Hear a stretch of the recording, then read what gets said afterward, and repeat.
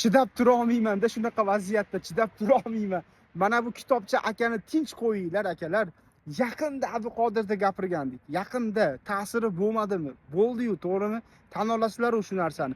Nima qilasizlar hayotingizda bitta roman yoki hikoya ham o'qimagan odamlar borib u akani syomka qilib, rekka chiqaman ekan deb yonida turib olib, qo'yinglar. Erkin aka borib syomka qildi, to'g'ri. Men xalqimiz ichida shunaqa odam bor ekan dedi. Foydali bo'ldi u qilgan syomkasi, lekin Erkin akaning darajasi to'g'ri keladi u odamga. Erkin aka qancha kitob o'qigan. Umid aka podkastga chaqirdilar, Millat umidi. U odamning ham darajasi to'g'ri keladi.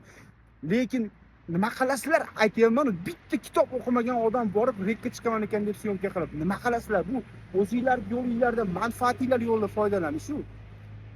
Ana Husanov, Diyora Keldiyorova, ularni ham reklamalarga u yoqqa bu yoqqa olib borib syomka qilib rasvosini chiqardi-ku, formasidan chiqarib tashladi-ku.